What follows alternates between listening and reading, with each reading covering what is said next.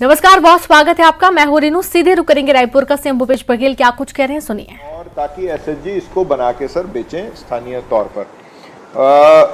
इसकी पूरी विधि, ये दो ऐसे उत्पाद हैं सर जो ऑलरेडी निजी क्षेत्र में भी किसान बना रहे हैं और कुछ सीमित उसमें बेच भी रहे हैं सर।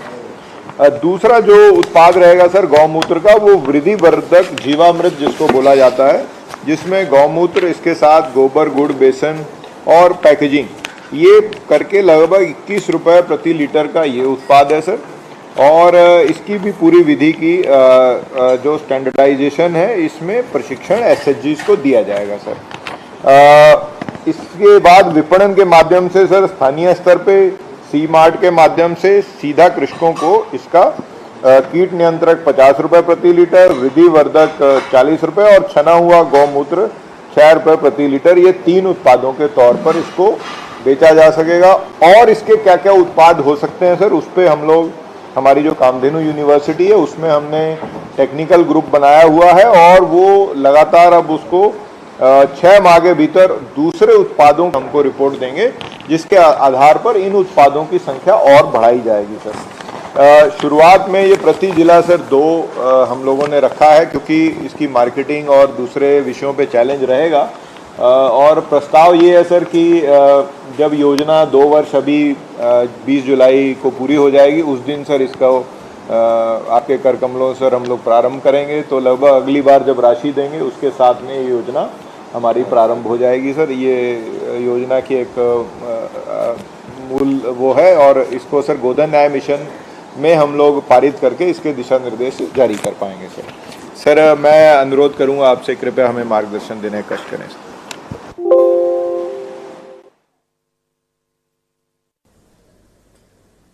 गोधन न्याय योजना की राशि वितरण और राज्य डेयरी उद्यमिता विकास योजना अनुदान के कार्यक्रम में उपस्थित आदरणीय कृषि मंत्री रविन्द्र चौबे जी और सभी हमारे मंत्रिमंडल के सदस्यगण, सीएस अफ्ताब जी और सभी अधिकारीगण, अभी भेंट मुलाकात कार्यक्रम में बस्तर और सरगुजा संभाग मैंने पूरा कर लिया है और बिलासपुर संभाग के मरवाही विधानसभा का दौरा मैंने पूरा किया है। इस दौरान मैंने गौठानों में स्व सहायता समूह के बहनों से, समितियों के सदस्यों से, पशुपालकों और गोबर विक्रेताओं से भी मुलाकात मैंने की। वर्मी कंपोस्ट निर्माण और अन्य आजीविका गतिविधियों का मैंने प्रत्यक्ष निरीक्षण किया। मुझे इस बात का संतोष है कि गौठान के माध्यम से जिन बदलाव की उम्मीद हम लोगों ने की थी, आज गांव-गांव में वह बदलाव नजर आ रहा है। गांव के साथ साथ अब हमारे गौठान भी स्वावलंबी हो रहे हैं। बीते 1 वर्ष के दौरान निर्मित गौठानों की संख्या में 44% की वृद्धि हुई है। गोधन न्याय योजना से लाभान्वित पशुपालकों की संख्या में 24% की वृद्धि हुई है।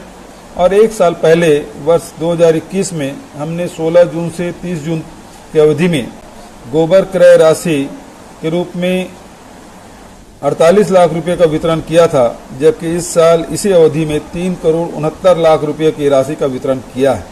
इस तरह इस अवधि में 669% अधिक राशि का वितरण किया गया। साल भर पहले इस अवधि में 24,000 क्विंटल गोबर खरीदी की गई थी। इस साल 1,85,000 क्विंटल गोबर खरीदी हुई है। गोधन न्याय योजना के तहत अब तक कुल 75,38,000 क्विंटल गोबर की खरीदी हुई है। इस तरह स्पष्ट है कि राज्य की गोधन न्याय योजना लगातार मजबूत हुई है। इससे लाभान्वितों की संख्या में भी वृद्धि हुई है और आय में भी वृद्धि हो रही है। गौठान के माध्यम से 13,996 स्व सहायता समूह के 82,784 सदस्यों को आजीविका गतिविधियों से रोजगार मिल रहा है। इन समूहों ने अब तक 72 करोड़ 19 लाख रुपए की आय प्राप्त की है। गौठानों के माध्यम से राज्य में डेयरी व्यवसाय को भी मजबूती मिली है। इससे दूध उत्पादन में भी लगातार बढ़ रहा है। प्रदेश में 85 स्व सहायता समूहों के 441 सदस्य पशुपालन के माध्यम से रोजगार और आय प्राप्त कर रहे हैं।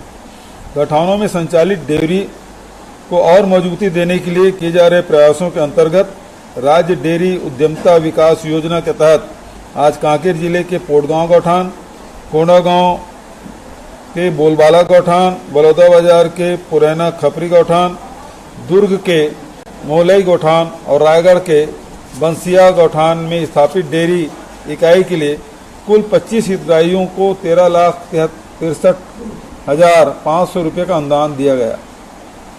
आज लाभान्वित हो रहे हितग्राहियों में अनुसूचित जाति के 7, अनुसूचित जनजाति के 10 हितग्राही शामिल हैं। इसमें 7 भूमिहीन, 8 राजीव गांधी किसान न्याय योजना के लाभार्थी, 10 स्व सहायता समूह के सदस्य परिवार शामिल हैं। राज्य डेयरी उद्यमता विकास योजना में हितग्राहियों को उन्नत देसी नस्ल अथवा उच्च संकर नस्ल के दुधारू गाय एवं भैंस दिए जाने का प्रावधान है। डेयरी इकाई की लागत राशि 1,40,000 रुपये तक पर सामान्य एवं अन्य पिछड़े वर्ग के हितग्राहियों को 70,000 रुपये तथा अनुसूचित जाति एवं जनजाति हितग्राहियों को 93,200 रुपये अनुदान के रूप में प्रदान किए जा रहे हैं। गौठान में स्व सहायता समूह के सदस्यों को 6 महीने बाद पुनः एक अतिरिक्त गाय अन्य शासकीय योजना के माध्यम से उपलब्ध कराई जाएगी। गौठानों में डेयरी व्यवसाय करने से पशुओं को सूखे एवं हरे चारे की अच्छी उपलब्धता निरंतर बनी रहेगी। दूध एवं गोबर के विक्रय से भी तत्काल लाभ होगा। आज इस कार्यक्रम के माध्यम से गोबर खरीदी के एवज में गोबर विक्रेताओं को 3,69 लाख रुपए की राशि का भी भुगतान किया गया।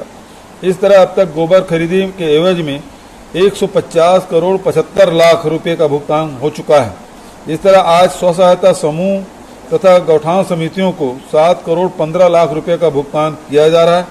इसे मिलाकर अब तक कुल 143,19 लाख रुपए का भुगतान हो चुका है। सभी तरह के राशि को मिलाकर आज गोधन न्याय योजना के अंतर्गत कुल 10,84 लाख रुपए का भुगतान किया गया। गोधन न्याय योजना प्रारंभ होने से लेकर आज दिनांक तक गोबर खरीदी, स्व सहायता समूह को अंशदान और गौठान समितियों के भुगतान को मिलाकर 293,94 लाख रुपए का भुगतान किया गया। मैं गोधन न्याय योजना के सभी हितग्राहियों को बधाई और डेयरी उद्यमता विकास योजना में लाभान्वित हो रहे स्व सहायता समूह के सदस्यों को बहुत बहुत बधाई देता हूं। साथ ही मैंने अभी जिस प्रकार से चर्चा की कि डेयरी के जितने भी हितग्राही हैं उनसे मैंने बात की, तो कहीं 30 रुपया लीटर में बेच रहे हैं, कहीं 35 रुपये लीटर में, कहीं 40 रुपये। अब आपको मिलवाते हैं एक ऐसे स्कूली छात्रा से जो विलक्षण प्रतिभा की धनी है। वो बंद आंखों से भी किसी तस्वीर में मौजूद शख्स का जीवन, इतिहास, काम, व्यक्तित्व सब कुछ उजागर कर देती है, बल्कि ये भी बता देती है ये फोटो कब का है। देखिए खास रिपोर्ट।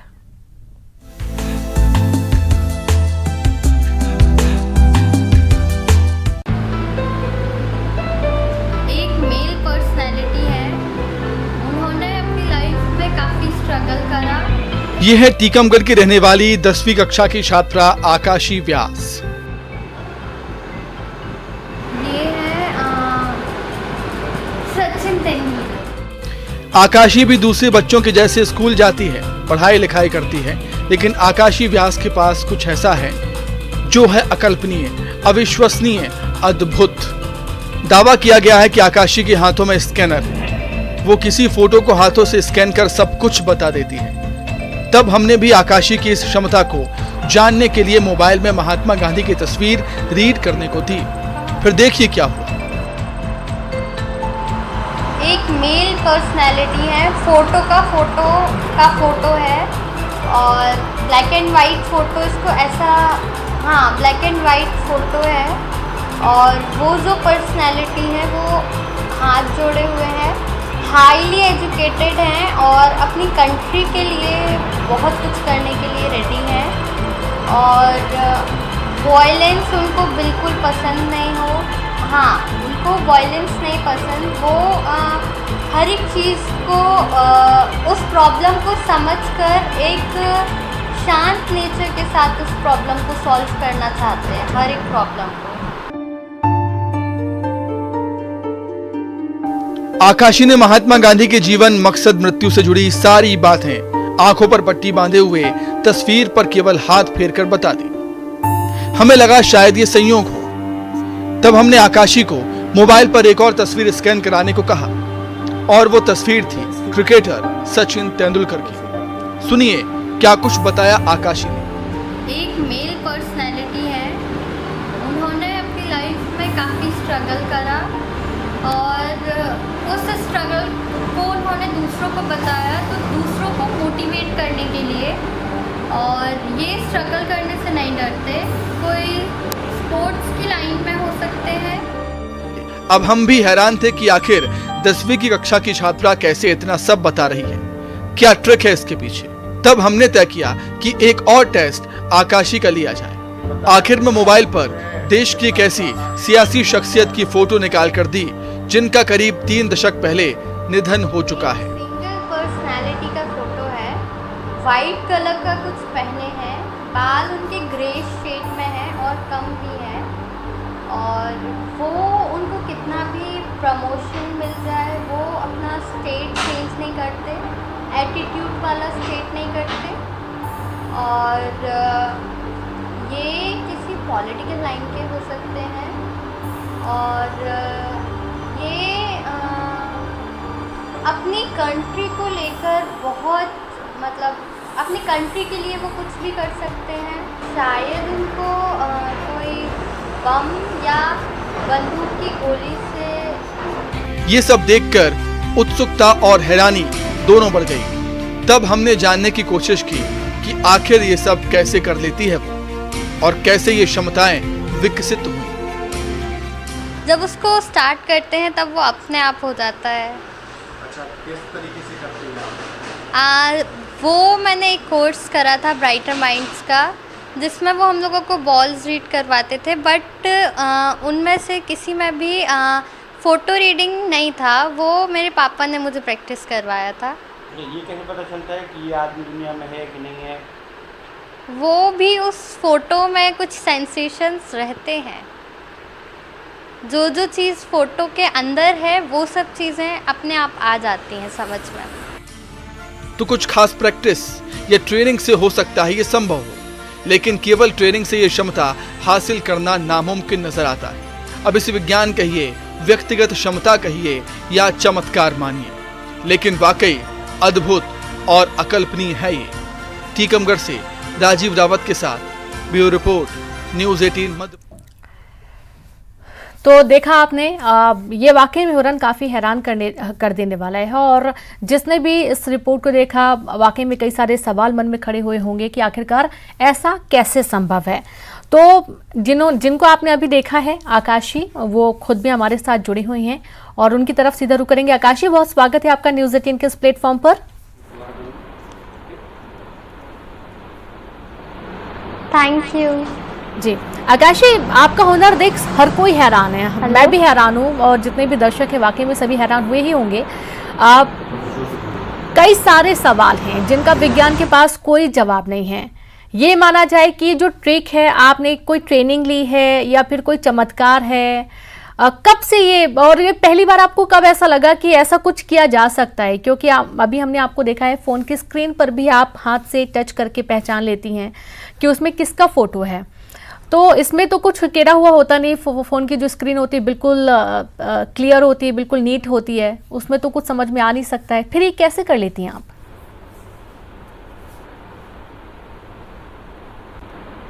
मैंने एक कोर्स करा था ब्राइटर माइंड, जिसके स्टार्टिंग पार्ट में बॉल रिकॉर्गनाइजेशंस वगैरह थे, बट उसके बाद जब मेरे पापा आए उन्होंने प्रैक्टिस बूस्ट अप करने के लिए मोबाइल का एग्जाम्पल लिया, और उन्होंने शुरुआत मोबाइल से कराई। और वो मोबाइल में पहले उन्होंने कपड़ों का कलर और वो डीपली क्वेश्चंस करते गए, तो इस वजह से।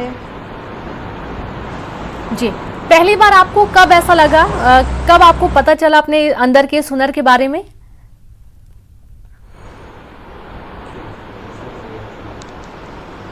मुझे तो ऐसा कभी नहीं लगा, वो मुझे हमेशा पापा ने ही मुझे सपोर्ट करा।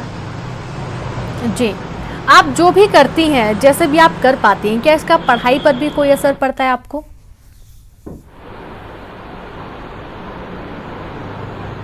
हाँ, शायद इसको कॉन्सेप्ट को याद करने में ये हेल्प कर देता है। अच्छा, ये हम ऐसा महसूस हो रहा है कि आप शायद थोड़ी सी हेजिटेट हो रही हैं। बिल्कुल भी हेजिटेट होने की ज़रूरत नहीं है। जितनी भी बातें हैं आप बहुत खुलकर अपनी बातें रख सकती हैं और बिल्कुल इत्मीनान से आप बैठिए।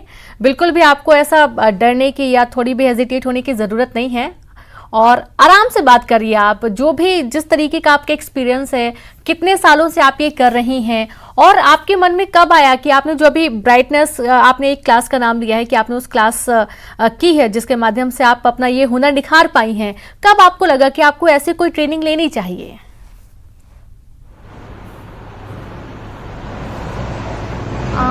ये लॉकडाउन के टाइम पे मेरी दादी ने मुझे कोर्स सजेस्ट करा था, तो उसके बाद इस कोर्स को करते करते वो अपने आप उसमें स्किल्स आ गए। जी, और क्या क्या आप कर लेती हैं? जैसे ये एक चमत्कार हमने मोबाइल वाला अभी देखा, इसके अलावा और आप क्या क्या कर लेती हैं?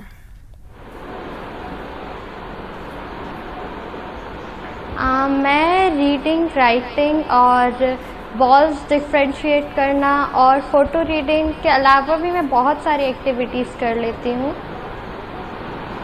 जैसे कि पजल्स बनाना और भी बहुत सारी एक्टिविटीज़ हैं।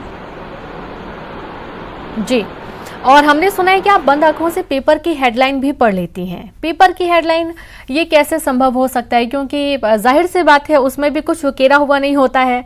वही बात, जैसा मोबाइल की स्क्रीन बिल्कुल फ्लैट होती है वैसे पेपर भी बिल्कुल फ्लैट होता है, तो ये कैसे कर लेती हैं आप?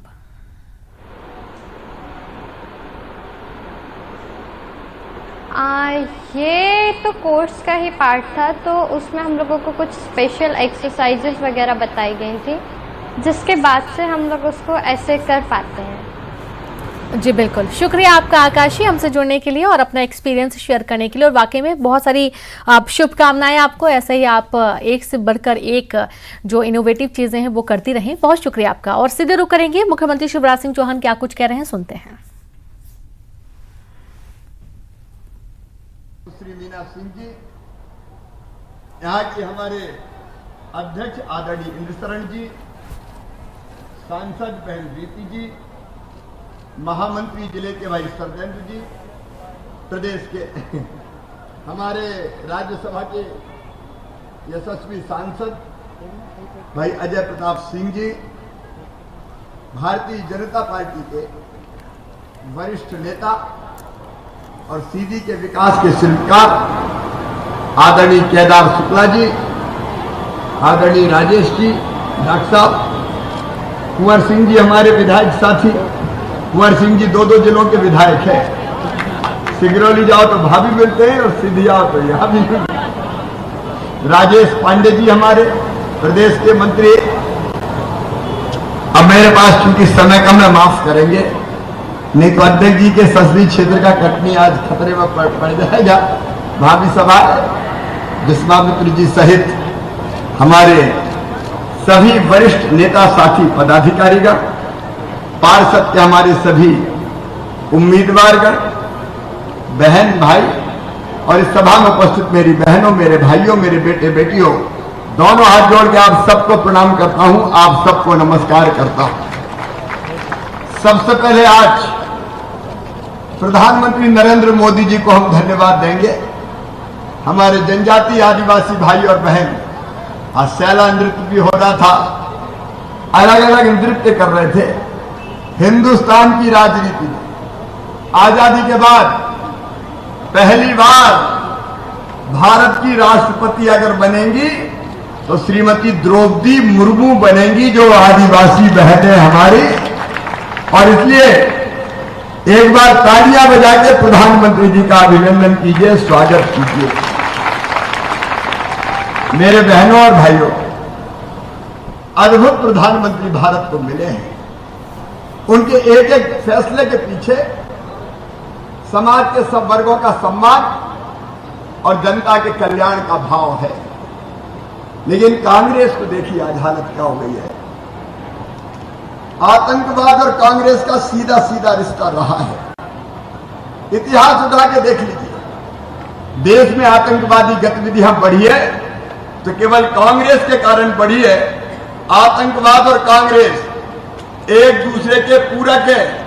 अभी अजमेर शरीफ में जहां सभी धर्मों के लोग जाते हैं, सभी धर्मों के लोग जाते हैं अजमेर शरीफ से, और हम सब धर्मों का आदर करते हैं, लेकिन वहां के खादिम आतंक फैलाने की और हत्या करने की धमकी देते हैं और कांग्रेस ऐसे लोगों को बचाने का काम करती है। सीधी वालों, भारतीय जनता पार्टी समाज के हर वर्ग का सम्मान करती है। हम सब धर्मों का समान आदर करते हैं।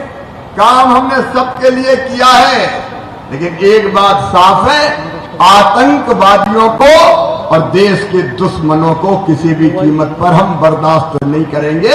हमारे लिए देश सबसे पहले, राष्ट्र सर्वोपरि है। मां भारती की सेवा के लिए हम सर्वस्व न्यौछावर करने को तैयार रहते हैं, लेकिन आजकल तो कमलनाथ भी आतंकवादी जैसे हो गए। वो धमका रहे हैं, कल भी धमकाया अधिकारी कर्मचारियों को। मैं देख लूंगा, कल के बाद परसों आता है, मैं निपटा दूंगा। तुम भारतीय जनता पार्टी का साथ दे रहे हो। अरे कमलनाथ दादा, जब तुम मुख्यमंत्री थे तब भी चमकाते और धमकाते थे, उनको अपमानित करने का काम करते थे। अब मुख्यमंत्री नहीं हो, रस्सी जल गई, बल नहीं गया। मैं देख लूंगा, मैं निपटा दूंगा। अरे तुम्हें तो जनता ही ने निपटा दिया, तुम क्या निपटाओगे कमलनाथ? पहले कमलनाथ जी ने जनता को निपटाया, और जैसे ही मौका मिला उपचुनाव में जनता ने कांग्रेस और कमलनाथ को निपटा दिया। मैं कहना चाहता हूं। और इसी के साथ इस बुलेटिन में इतना ही। नमस्कार।